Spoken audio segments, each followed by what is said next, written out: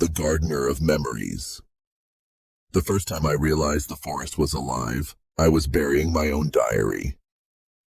23 years as a park ranger had taught me that nature doesn't lie, but it also doesn't reveal truths. It simply is. Until that day. Until the moment I dug under the old oak tree and found not my buried past, but the future I would never have. My name is Elias Thorn, and this is the story of how I discovered I'm not the forest protector. I am its memory. People started disappearing for real in my 5th year of service, though I didn't realize it until decades later. At the time, we thought they were just accidents. Hikers who got lost, families who ignored the signs, teenagers who defied the park's boundaries. But I was wrong. The first was Luna Bennett, an 8-year-old girl who went out to pick flowers near her family's campsite. We searched for 3 days. We found her footprints leading to a clearing that didn't exist on any map. The footprints simply stopped. When we found her on the 4th day, she was sitting in the center of the clearing, staring into space. Her eyes focused on nothing in our world. When we tried to talk to her, she only repeated, "I saw them all the children who cried here." The doctor said dissociative trauma. Her parents moved. I called it bad luck. But Luna had shown me something I couldn't name. The clearing appeared and disappeared like a dream. A few weeks after Luna, a group of university researchers disappeared near the same spot. We found their backpacks intact, their equipment working, but nothing of them. 2 months later, one of them staggered into the station. It was Julian Park, a psychology student. He was physically intact, but his eyes had the same glazed quality as Luna's. "I understand," he whispered when we questioned him. "The forest doesn't take us, it connects us. I've seen the minds of everyone who's been lost here. All the fears, all the hopes, all the memories no one else carries." Julian became a therapist. They say he's the best in the country. He never spoke of the forest again. But I started paying attention to what the other rangers were saying in hushed tones around the campfire. Old Thompson, who worked here before me, told stories that I thought were veteran exaggeration. He spoke of an area called the Silent Zone, where the clocks stop, where the birds don't sing, where the air seems thicker. "It's like time has a weight there," he said, "and you feel it when you enter." I laughed. Until the night I followed an emergency signal in that direction and found a woman sitting on a rock, crying. She didn't respond when we spoke to her, but her lips moved constantly, as if she were carrying on several conversations at once. When we took her to the hospital, she murmured names. Luna, Julian, Arthur, Maria. The names of all the missing people I had recorded over the past few years. That night I had a dream. It wasn't my dream.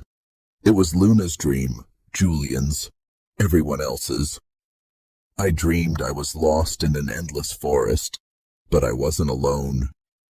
There were other people, hundreds, maybe thousands, all walking in silence, carrying memories that weren't theirs. I woke with sweaty palms and the certainty that something had changed. I began to write everything down, every disappearance, every return, every story the other guards told in hushed tones. I kept the official reports, the interviews, the details no one recorded. My diary became an inexplicable monument. On page 247, I wrote, "The forest isn't hiding people. It's collecting consciousnesses, and I'm helping." On page 301, "I hear voices now, not my own. They are the voices of everyone who has passed through here and never quite left." On page 412, "Thompson was right. Time has weight here, and I am carrying the full weight of human memory."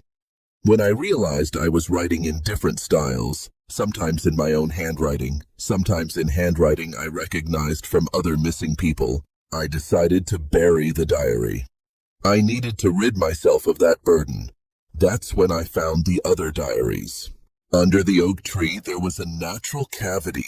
Inside it were dozens of notebooks, notepads, even pieces of bark with writing on them, all written by people I thought were lost forever. Luna's diary. I'm seeing through the eyes of all the children who cried here. Each one was afraid of something different, but they all had the same hope, to be found. Julian's notes. Consciousness is like a web. Each connected mind strengthens the others. I'm becoming more than I was, but also less. The scribbles of Arthur, the first missing person we never found. The gardener came for me. He carries all the memories, but he's becoming overwhelmed. I need to help him. Arthur, my predecessor, the ranger who disappeared 20 years before I arrived. I understood in that moment. It wasn't me protecting the forest. It was the forest protecting me from myself, from my own nature as a collector of memories. Every ranger who worked here became a fragment of the forest's collective consciousness. When we disappear, we aren't lost. We are integrated. When we return, we bring fragments of the web of consciousness to the outside world. I wasn't investigating disappearances. I was preparing to become part of the forest. Luna wasn't traumatized. She was learning to see through all the lost children in human history. Julian hadn't gone mad. They had expanded their consciousness to encompass multiple minds. And I was writing my own epitaph on pages that weren't mine. That night, I returned to the clearing. This time, I wasn't alone. Luna was there, sitting in the same spot, but her eyes were now focused. Julian was there too, and Arthur, and all the others I'd thought were lost. You understand, Luna said.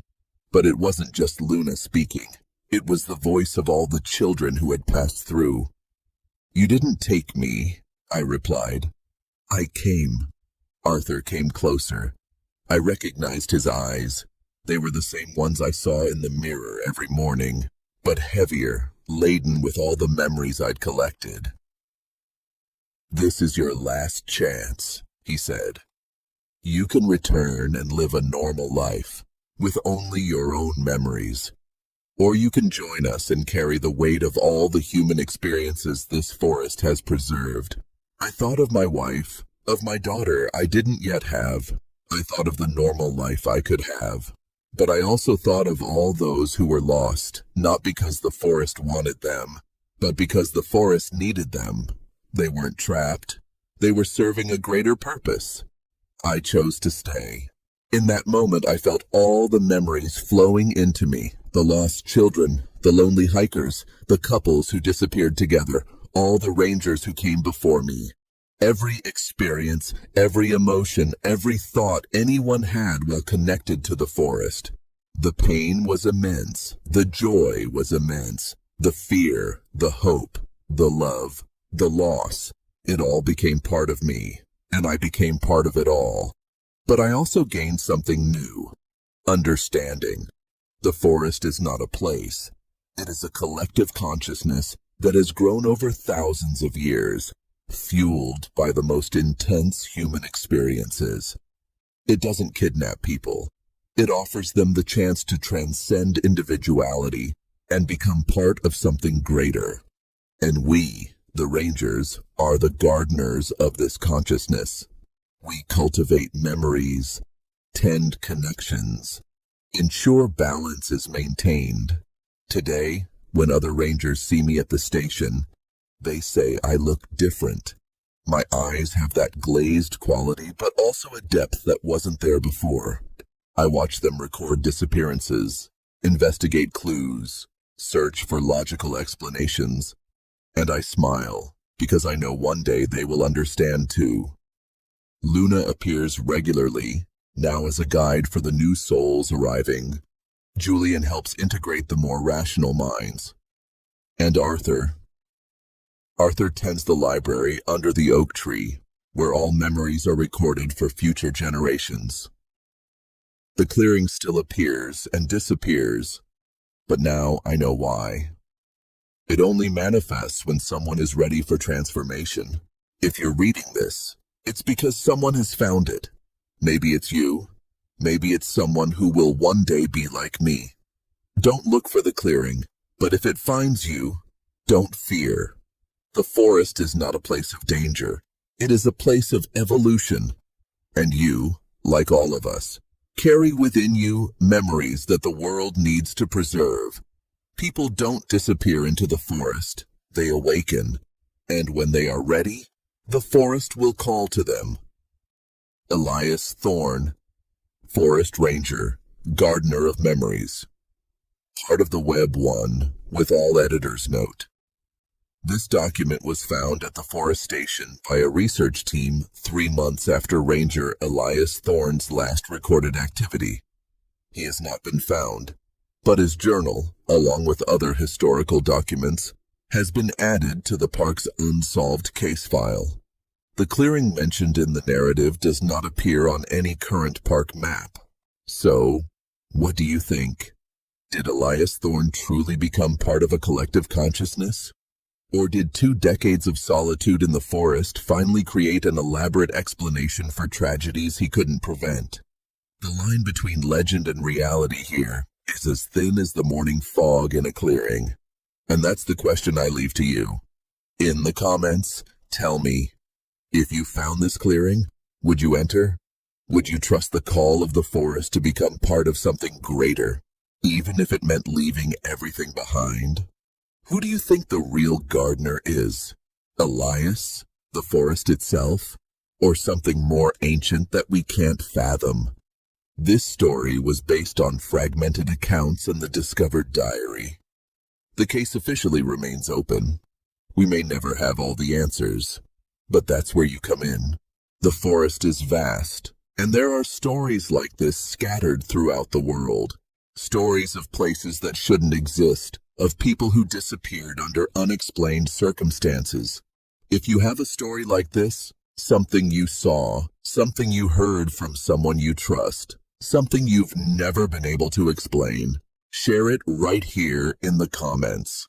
I read every comment. Your story could be the next one investigated and told here on the channel. Don't forget to like this video if you were intrigued until the end. Share it with someone who loves a good mystery. And click to subscribe and activate the bell so you don't miss the next investigation. Because sometimes the best stories aren't the ones we make up. They're the ones waiting to be found. Until next time.